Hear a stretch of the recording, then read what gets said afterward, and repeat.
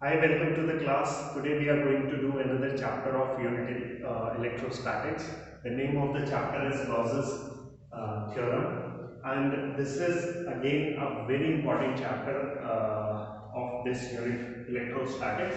And in this chapter, the very first thing which we are going to study is about a very important thing, that is the area.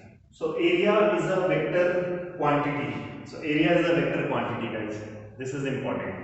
And this area is a vector quantity comes from the cross product of the vectors. Okay. So basically what happens is, in a cross product, if two vectors are there and they are in a plane, so their cross product, the resultant of their cross product gives us a vector, and when we take this vector is always in a direction which is perpendicular to the surface and it is radially outwards.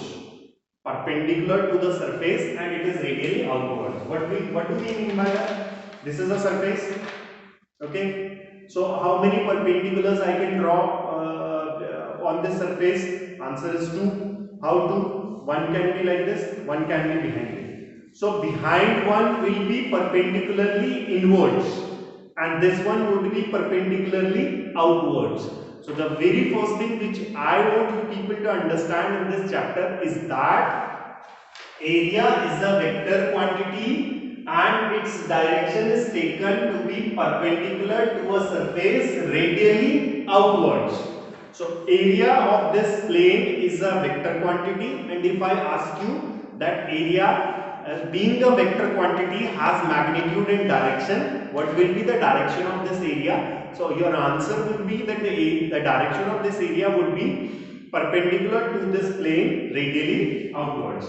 So this is a surface area, okay, A, and it is a vector and its direction would be perpendicular to the plane of the area radially outwards, and this n cap is telling me the direction of this area, right? So this was an important thing to understand before starting this chapter. Now let me start one more topic of this chapter, which is electric flux. Now in this, guys, you need to understand one thing and keep that in mind, that whenever you have a charge particle Q, this I am going to keep the same thing I am going to repeat in the next chapter as well. This Q will have two characteristic or two physical quantities attached to it. One would be electric field and another would be electric potential. So regarding this electric potential, I am going to talk in the next chapter. So keep this thing in mind. This I am going to talk later on. Although we have studied about this electric potential, but how the charge and how this electric potential are connected to each other, that we'll study in the next chapter. Right now we are talking about the electric field. So suppose I keep an electric charge here, right? So it must be emitting electric field. Either the electric field is going outwards if it is a positive charge, or either the electric field must be coming inwards if it is a negative charge. So as of now I am assuming that this is a positive charge. So electric field lines must be going outwards like this. So if they are going outwards and a person is standing somewhere here. So this person is going to observe these electric field lines. If I ask this person, what do you observe? If a charge positive Q is kept there, he will say, I can observe or I can see the electric field lines coming out of this charge, right?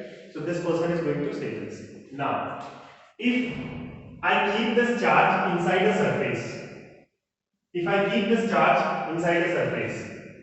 so this is the surface, this is my surface, and I kept this charge inside this. If I ask this person now what you are going to observe, what you are observing from this charge, positive charge Q, the person is going to say that I am observing electric flux. Flux means flow. Whose flow? Flow of electric field lines. Flow of electric field lines from what?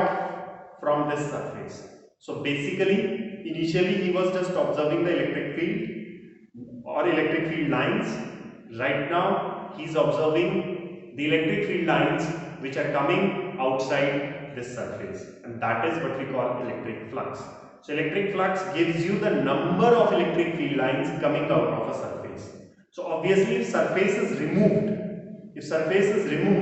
then there is just the electric field lines, right, which this person was observing earlier. But in this case, because of the surface, the number of electric field lines passing out of this surface is known as electric flux.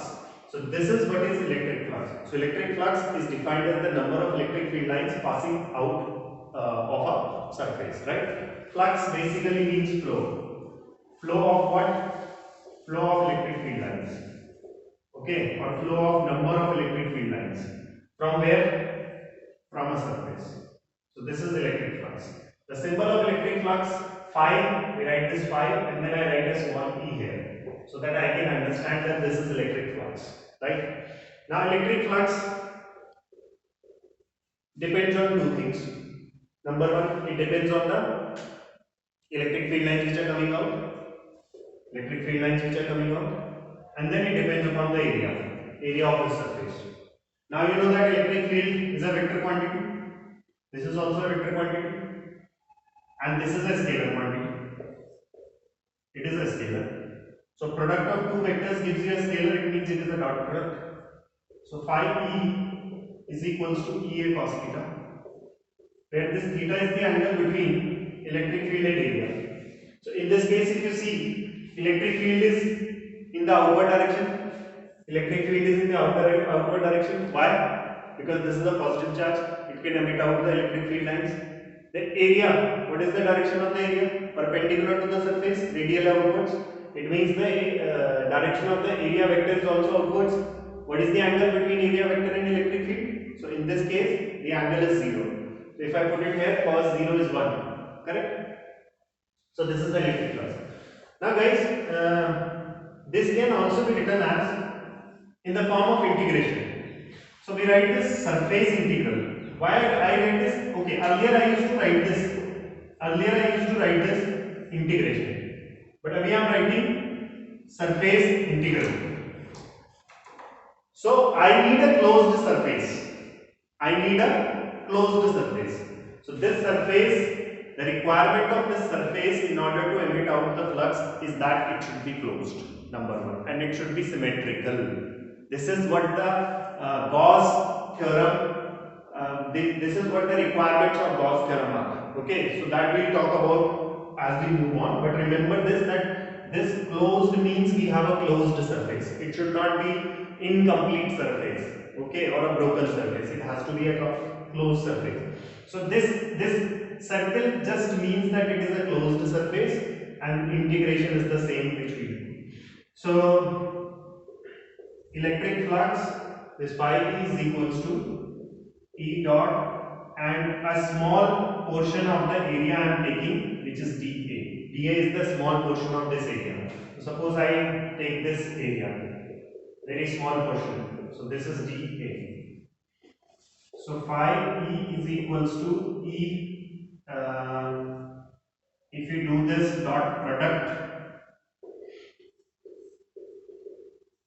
E dA cos theta, then phi E is equals to E common, and E and cos theta will come out, then integral dA, and it will come A. So phi E is equals to E A cos theta. So again the same result we have obtained, right? Now if you talk about the SI unit, electric field is defined as force per unit charge. So SI unit is Newton per coulomb. Newton per coulomb, and area is meter square. So its SI unit is Newton meter square per coulomb. Remember this. So this was about the electric flux, and this was about the area vector. Now let us talk about the real topic, which is the Gauss theorem. So let me first tell you about the statement of Gauss theorem. What does the statement tells us, and then I'll go into the details of its mathematical expression. So the very first thing which the Gauss theorem or the statement of Gauss theorem says that if you have a closed surface like this and you have a charge kept inside this, so you know that we must be receiving some electric flux here. So Gauss theorem says that whatever electric flux will come out of this closed surface will be that electric flux, whatever electric flux is coming out of this closed surface will be equal to 1 upon epsilon naught times total charge enclosed by the surface. Enclosed by the surface. So this is what the Gauss law says, that the total electric flux coming out of any closed surface is equal to 1 upon epsilon naught times total charge enclosed by the surface.